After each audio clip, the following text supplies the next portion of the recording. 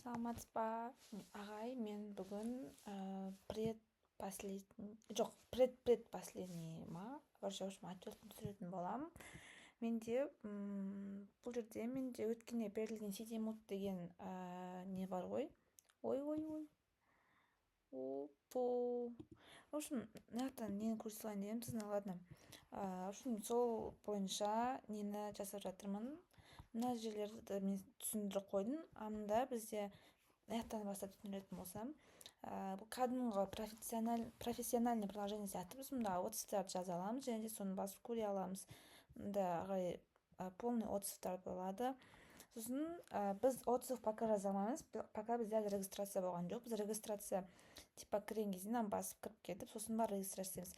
Яғни, то есть бізде приложение ашқан кезде ең бірінші мына экран тұрады. Сосын типа адамдарды өзіне қарай шақырту сияқты ше. Ал көп бір приложенияларда мындай тұрады. Кіресің, кірген кезде сразу регистрация жасау керек, сен көре алмайсың ғой ше. Ал адам просто көру үшін типа осыған кіре алады. Сосын арада если таңдау керек болса, сол кезде уже бастап регистрация жасай шығып қалады. Осыны жасап, сосын өйтіп кіреді, кіргеннен кейін бастап уже комментарий жазалады деген сияқты. Жарай кез келген оңай таңдауға болады, типа көп доступ беріледі да, сол кезде ғана ше. Ал пока бізде регистрация болмайды, ешқандай кнопка доступны болмайды деген сияқты нәрсе ғой. Сосын мында избранный дегенді басып, мында екен ғой, соны басып, мына жаққа ауысып кетеді. Осын жақтан көп избранный көре алады.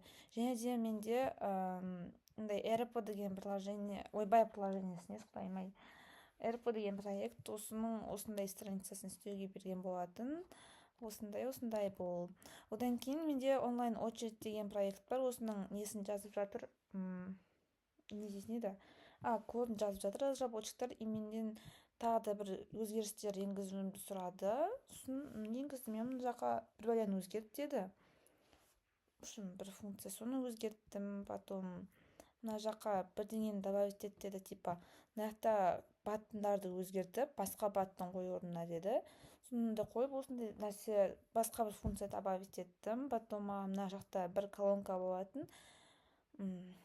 Время дейтін ба, сондай колонка, соны алып таста деді міне. Соны алып тастадым. Оны алғаннан кейін мобилкадан да алып тастау керек болсын, барлығын алып тастадым, сөйтіп жасадым. Осымен менің бүгінгі отчетым бітті. Сау болыңыздар. Ой.